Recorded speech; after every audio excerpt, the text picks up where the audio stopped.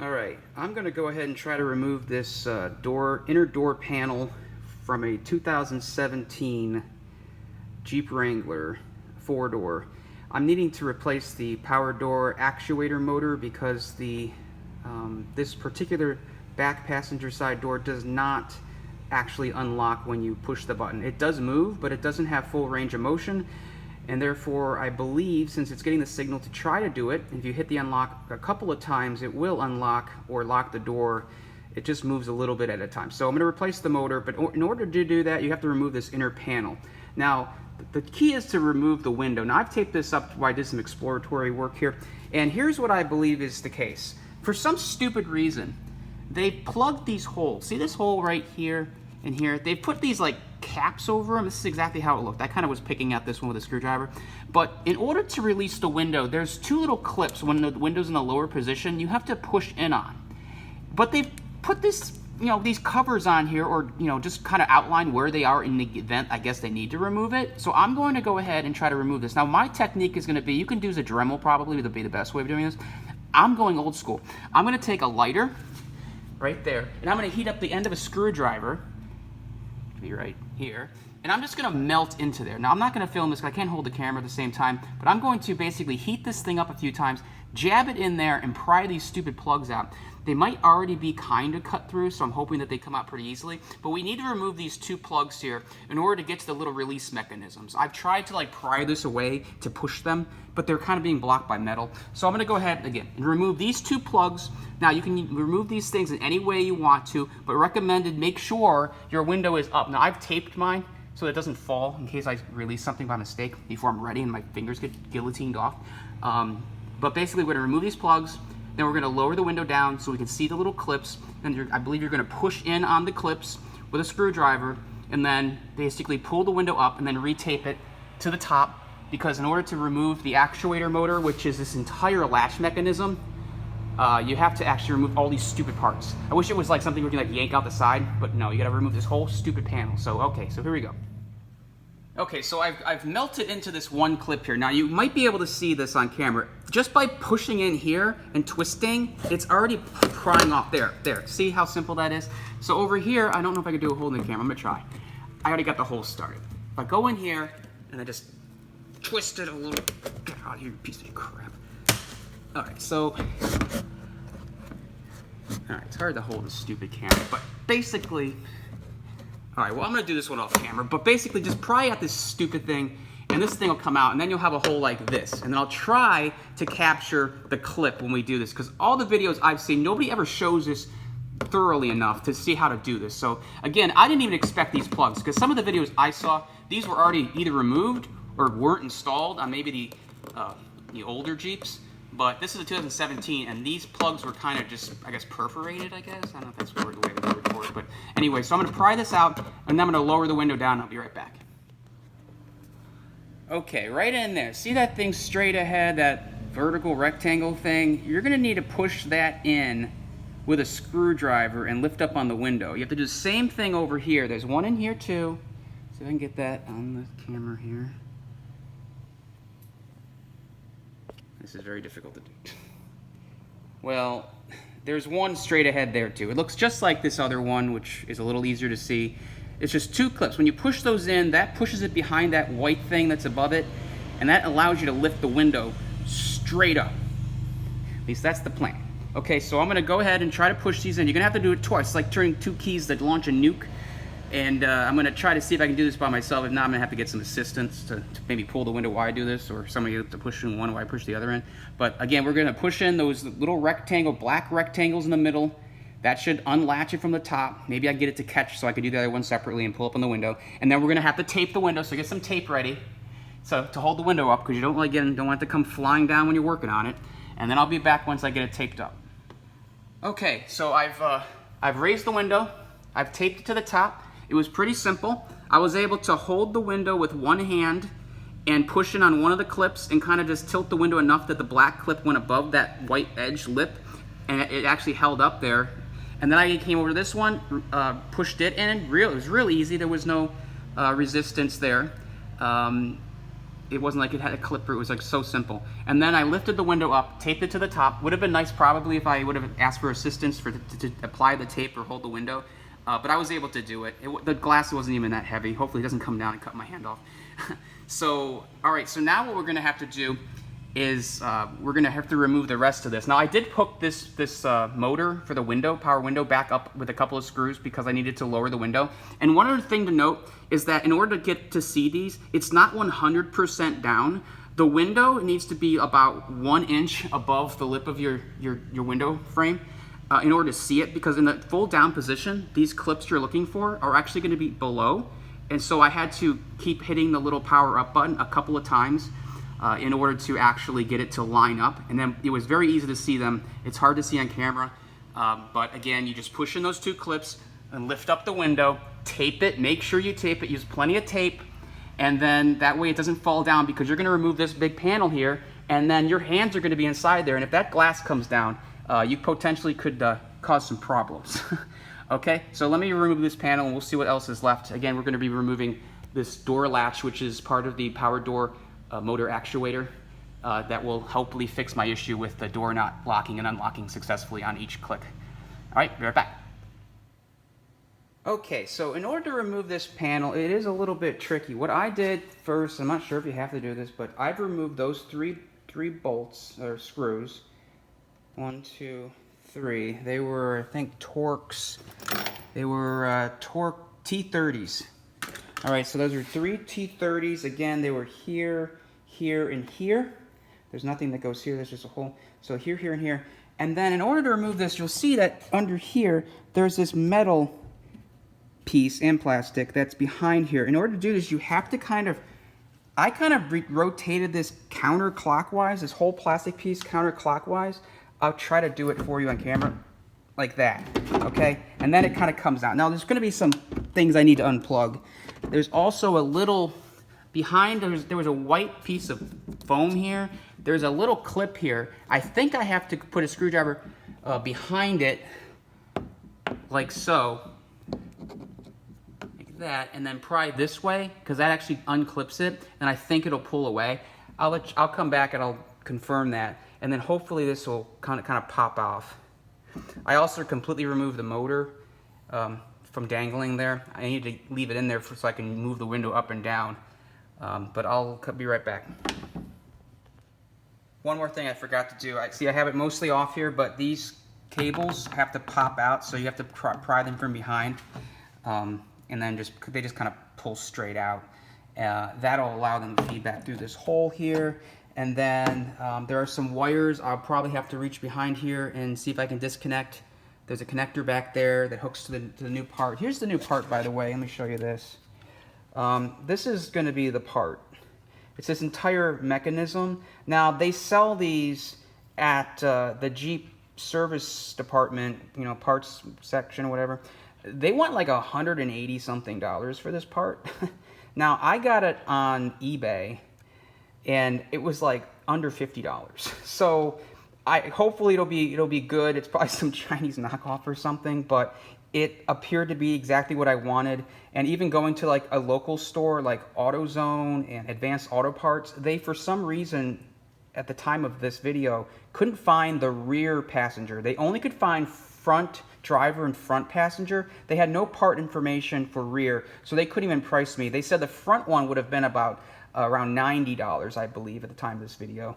Not exactly sure if that's exact. That's around what they said the estimate would be, probably plus some tax. So probably around $100. But again, the Jeep dealership for this exact part wants about, I think it was $180 or maybe almost $190. Probably tax might be $200. But this is the part, and it should have everything on it. The only thing I don't like, and I might risk breaking this to switch because I'm really OCD, is that the old one has a black child lock. This is the thing you turn to lock the doors for your child so he doesn't like open the door on his own, or her on her own. But the old one was black. This one is white. It goes in this hole right there. As you can see the symbols. I might transplant this part, but it's not. You have to actually pry it and then get it to jump out of that track, and then just remove this tiny little piece here. I might move that over, but all right. So let me see if I can disconnect these cables and get this whole panel off, and I'll be right back. Okay, so this is the panel removed. This is what it looks like with nothing in it. That assembly came straight out the side. Some of the videos I watched, there was a lot of extra stuff to remove and disconnect. Perhaps some of the models around this model, again, this was a 2017, perhaps other models, years, maybe there's more stuff, maybe the front door is different. Most of the videos I found were just front door. This one just kind of slid out like a giant core. It just pulled out sideways. That's the part we're going to go ahead and replace. Hopefully it's exactly what I bought. We're going to find out here shortly here. But I'm going to go ahead, I'm going to disconnect all these connectors, these cables, try to see if there's any screws or anything else I need to remove this part from that plastic housing, and try not to break any of that plastic housing because you don't get that extra crap around it. You only get that part I showed you, which is this lock mechanism.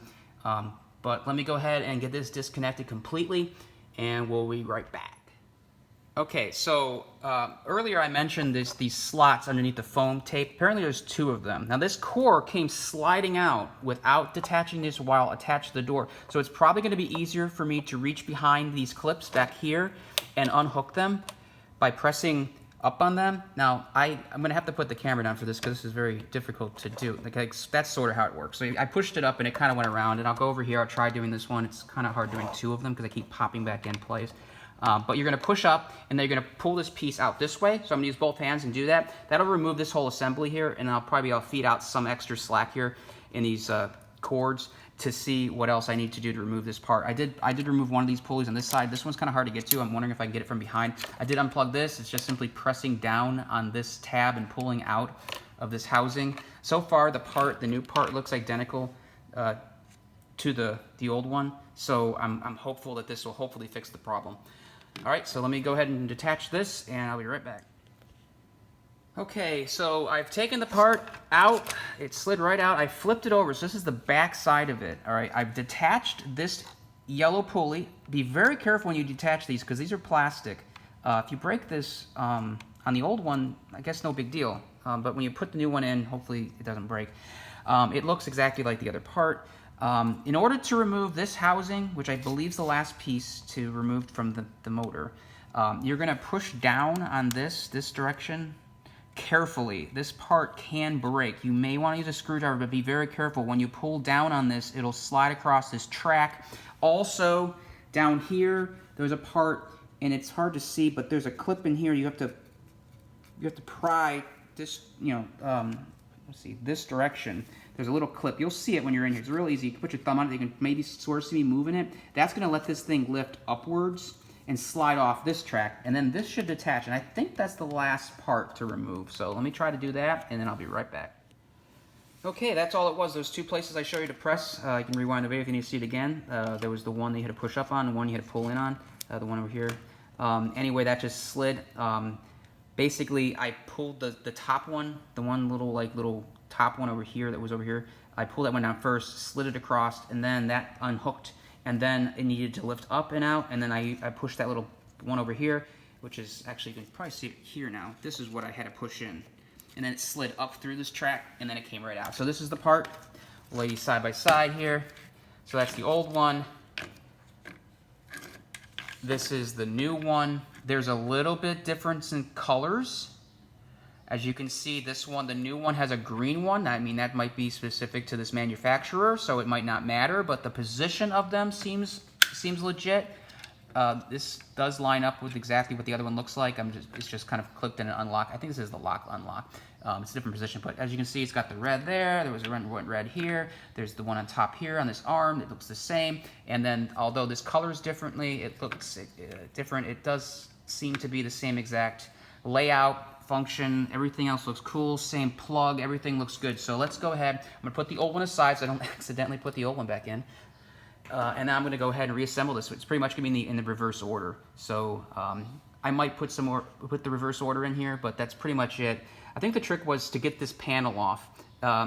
Again, to remove the window, you had to carve out those 2 holes that we did. Again, I did it with just heating up a flathead screwdriver and jabbing it in, and it melted in. And once you got in there, I just twisted it, and it pretty much just popped out because they were already kind of perforated from the manufacturer, so they popped out in the same basic shape. This one got a little messed up, but it doesn't matter. This has no functionality here. This was just a hole to get access to push the little black clips that release the window that lift it up. So I'm gonna go ahead and put the door back together, and I'm gonna see if it fixes the issue. All right, thanks. Okay, so I put the panel back on, reattached the power window motor, made sure that all the connections were plugged in. I'm ready to reattach the window. Now, I think what I'm gonna do is I'm just gonna roll the window up, and I'm gonna get it to just hopefully click into place. It's gonna, the mechanism that we unclipped from the bottom there is gonna slide up and hopefully go right in, and we should hear a click noise.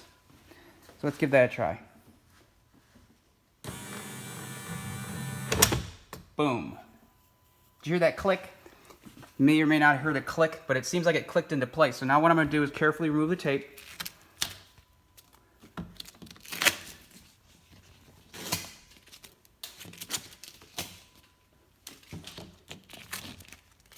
Okay, I'm going to clean up the window later, but let's just see now if it works.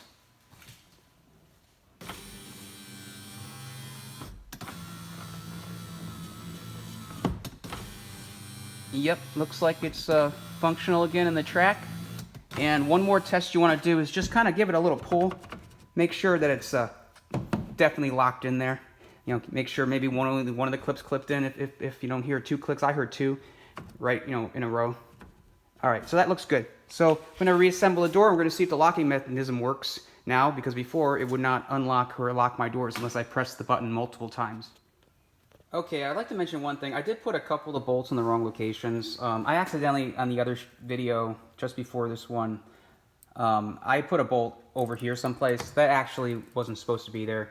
I figured that out when I put this handle back in. I realized that I needed this hole here for a screw that goes in over here. So I had to remove that bolt. And I moved it, and it actually went down here. And then I reworked some of these cabling. The cable management was actually over here for some reason. This actually is where the door screws in, I guess.